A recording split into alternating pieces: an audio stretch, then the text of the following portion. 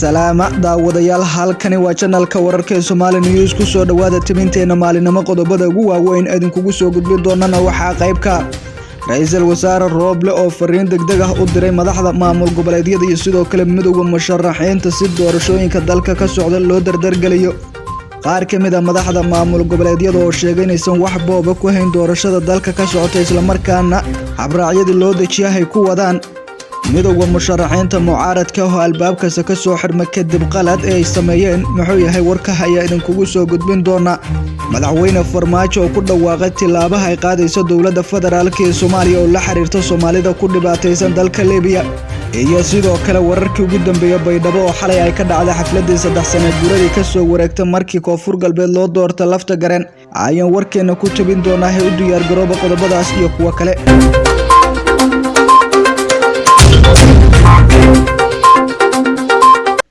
mar kale kulan wacan oo wanaagsan waxaad ku soo dhawaataan qodobadii aad maqasheen iyo kuwa kale oo faahfaahintooda aynu guda galno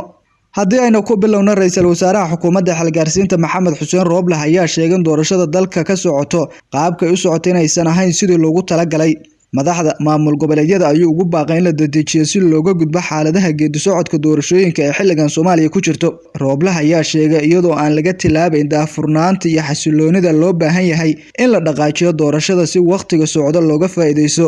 Ra'iisul Wasaare Maxamed Xuseen Roble ayaa madaxda dowlad goboleedyada Galmudug Koonfur Galbeed oo doorashada bilaabay iyo madaxda maamulada kale ka dalbaday in la dedejiyo doorashada oo ku dhacdo si hufan oo ay u suman yihiin dhammaanba musharaxiinta beelaha leh xildhibaanada Maxamed Xuseen Roble ra'iisul wasaaraha dalka ayaa madaxweynaha Puntland Saciid Cabdullaahi Deni ka dalbaday dhankiisa inuu bilaabo doorashada xildhibaanada golaha shacabka ee baarlamaanka 11 maadaama uu muddo laga sugayo maamulkiisa inuu gudbiyo kuraasta doorashada ee la qabanayo wasiirka koowaad ee dalka ra'iisul wasaare Maxamed Xuseen Roble waxa uu qoray inuu istaagay dhaqdhaqaaqyadii dhaqaale ee dalka waxaana tusaale u soo qaatay inuu mar gargaar u raadinayo dadka abaaruhu saameeyeen in lagu wargeliyay in marka hore la dhameystiro doorashooyinka taasna ay muujinaysa caqabadaha laga dhaxlay jiitanka doorashada Soomaaliya oo daahday tiro dhowr jeer waxaan soco waayay jadwalka doorashada uu soo gudbiyay guddiga hirgelinta doorashooyinka heer federaal jadwalkii ugu dambeeyay waa 24 bishan December oo 4 cisho kaliya ah ay naga hartay waxayna guddiga uu mas'uuliyadda daaha doorashada uu dusha ka saaray golaha wada tashiga qaranka oo qudhooda fadhi degdeg ah ka yeelan doona arrintan doorashada ee dib u dhacday Ra'iisul Wasaare Roble oo xalay ka hadlayay munaasabadii 3 sano guuradii markii la doortay madaxweynaha Koonfur Galbeed Cabdicasiis Xasan Maxamed lafta gareen ayaa dhankooda ugu baaqay dhinacyada siyaasadda Soomaaliya in doorashada inta doorkooda ay ka qaataan isla markaana xilligan dalka laga samata bixiyo meesha uu marayo si doorasho daahfuran dalka uga dhacdana cid kasta ay doorkooda qaadato inkastoo golaha wada tashiga qaranka lagu eedeynaya inay boob iyo musuqmaasuqtii ugu weyneed ay doorashada ku hayaan haddana Ra'iisul Wasaare Maxamed Xuseen Roble waxa uu sheegay in cid kasta oo tabasho qabto gooni ula fariisan doonaan si loo xalliyo arrimaha midmadowga badan dhaliya ee doorashada haatan ku gadaaman markaana isku dayay mucaaradka Soomaaliya ay ku doonayeen inay ku hakiyaan doorashada golaha shacabka ayaa si rasmi ah u fashilantay kadib markii la soo xiray albaab kasta golaha midowga musharaxiinta ayaa horaantii bishan dalbaday in doorashada la hakiyo sababo la xiriira boob xoogan oo lagu sameeyay kuraastii la doortay badankooda hase yeeshee dalabkooda ayaa waxa si wada jir ah u diiday ra'iisul wasaare Maxamed Xuseen Roble iyo madaxda dowlad goboleedyada Roble ayaana amray in la sii wado doorashada dalka ka socoto kuraastii 4 ee reer waqooyiga ee shalay ka dhacday doorashadooda magaalada Muqdisho ayaa hadalkii Roble ficil u bedelay waxayna si rasmi ah u xaqiijisay inuu fashilmay isku dayga mucaaradka ay qabeen ee doorashada lagu hakinayay maamulka Jubbaland ayaa toddobaadkii tagay waxay soo saareen dhankooda leeska 14 kursi oo ay ku qabanayaan doorashadooda sidoo kalena waxa la filayaa inay dhawaan ku dhawaaqaan maalmaha soo socda doorashada maamulada Puntland iyo Hirshabelle mucaaradka Soomaaliya waxa isugu darsantay laba arrin oo qorshahoodu fashilmay kuwaas oo kala ah awoodda siyaasad la'aanta mucaaradka Soomaaliya ma haystaan wax awood siyaasadeed ah oo ay ku gorgortamaan marka laga reebo hadal iyo qoraallo ay soo saaraan taasina waxay ka dhigtay in warkooda si fudud looga gudbo markaso waxaa markii hore garab siyaasadeed u ahaa maamulada Jubbaland iyo sidoo kale Puntland Saciid Cabdullaahi Deni iyo Axmed Madoobe waxaana haatan sii xumaanaysa rajada midowga musharaxiinta ay ka qabaan doorashada dalka ka socoto madaxweyne Farmaajo ayaa dad badan qabaan inuu dhankiisa doonayo inuu boobo kuraasta taala Galmudug iyo Hirshabelle Koonfur Galbeed iyo Muqdisho Axmed Madoobe iyo Denina waxay doonayaan inay dhankooda boobaan kuraasta ay maamulayaan Roblena waxa u muuqda inuusan lahayn awood siyaasadeed ama uu ku xiran yahay Farmaajo beesha caalamka waxa ka go'an inay doorashada daba dheeraatay inay mar un dhamaato nooc kasto ahaataba si loo soo gabangabeeyo maadaama murankeedu ay batay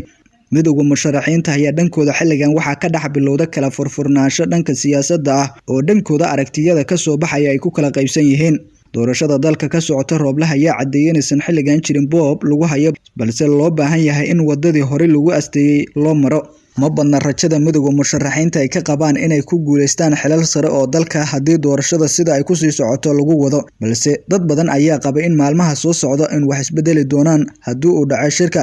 golaha wadatashiga qaranka ee doorashooyinka oo madaxda maamul goboleedyada iyo Rooble ah oo dhawaan ay ku ballansan yihiin. madaxweyne Farmaajo ayaa ku dhawaaqay in tilaabo ay qaadayso dowladda federaalka ee Soomaaliya ee la xiriirto si wax looga qabto dhibaatada haysato Soomaalida ku dhaqan dalka Liibiya. sida lagu shaaciyay qoraal ka soo baxay madaxtooyada Soomaaliya, dowladda federaalka ee Soomaaliya ayaa guddi u diraysa dalka Liibiya. guddigaas oo la sheegay inay ka warbixin ka keeni doonaan xaaladaha nololeed ee Soomaalida ku sugan dalkaasi. go'aamkan ayaa yimid kadib markii madaxweyne Farmaajo oo ku sugan dalka Turkiga oo ka qayb galay shirweynihii saddexaad ee iskaashiga Turkiga ee dalalka Afrika oo kulan duceed la qaatay hogaamiyaha dalka Liibiya Maxamed Yunis Al-Minfi. qoraalka ayaa lagu yiri Jamhuuriyadda Federaalka ee Soomaaliya ayaa dhawaan u direysay guddi gaar ah xaaladaha muwaadiniinta ku xiran dalka Liibiya. guddigan ayaa u kuurgali doona kuwana ka warbixin doonaan xaaladaha nololeed ee ku sugan yihiin muwaadiniinta ayaa lagu yiri qoraalka ka soo baxay madaxtooyada Soomaaliya. sidoo kale madaxweyne Farmaajo ayaa madaxweynaha golaha madaxtooyada dalka Liibiya kala hadlay iskaashiga xiriirka labageesoodka ee Soomaaliya Liibiya. sida lagu shaaciyay qoraalka kulankaasi soo saartay madaxtooyada Soomaaliya, labada madaxweyne waxay diiradda saareen sidii labada dal ay uga wada shaqayn lahaayeen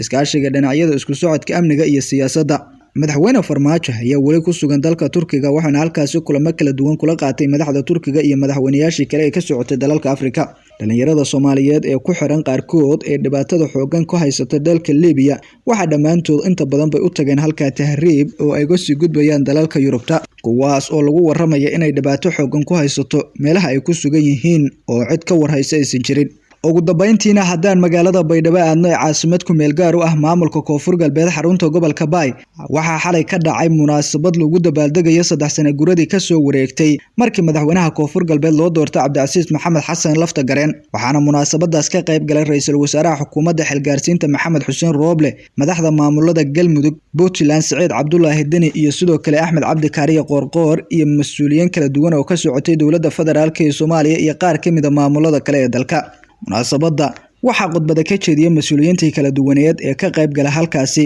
waxaana madaxda ka qayb gashay iyo ra'iisul wasaare Rooble inta badan khudbadahooda ay diiradda ku saareen waxqabadyadii uu muddadii jooga Laftagareen halka ka qabtay iyo sidoo kale arrimaha doorashooyinka dalka oo xilligaani muran badan u hareeyay. haddii aynu ku hormarno madaxweynaha Koonfur Galbeed oo 3 sano guuradiisii ka soo wareegtay loo dabaaldegayo markii la doortay Cabdicasiis Maxamed Xasan Laftagareen ayaa sheegay mar walba ay maqlayaan in doorashada inay boobeen, balse waxa uu sheegay inaysan taasi waxba kama jiraan ay tahay. madaxweyne Laftagareen waxa uu sheegay in doorashada ay ka qabteen Koonfur Galbeed 4 ka mid ah beelaha maamulkaasi ay lahaayeen balse aysan jirin cid kursigeeda qolo kale loo boobay. waxaanu ugu baaqeen qofkii kursi waaye uusan dadka ka dhaadhicin in kuraastii oo dhan la boobay. Cabdicasiis Maxamed Xasan Laftagareen ayaa tilmaamay inay hayaan wadadii saxda ahayd ee loo dejiyay jadwalka doorashooyinka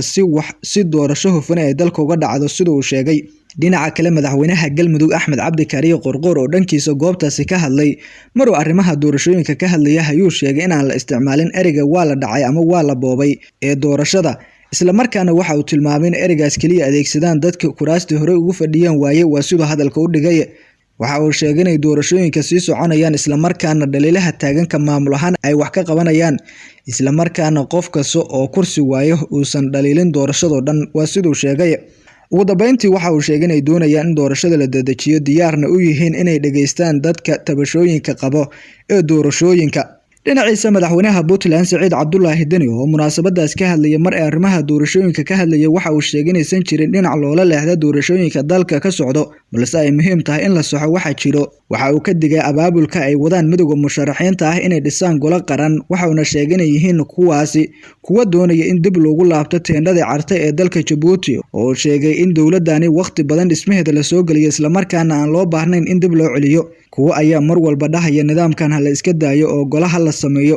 waa dad raba in teendhadii carta dalkan ay ku celiyaan, waana qatar fikirkaasi ayuu yiri Saciid Cabdullaahi Deni. madaxweyne Saciid Cabdullaahi Deni oo qayb ka ah maamulada aan bilaabin doorashada xildhibaanada golaha shacabka ee ka imaanaya deegaanada maamulka Puntland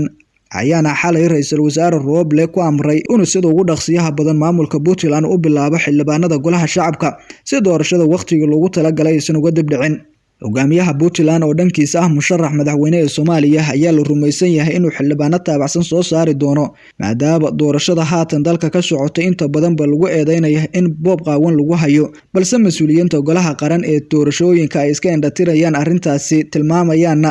inaysan jirin doorasho la boobay oo wadadii loogu talagalay saxda ahayd loo marayo.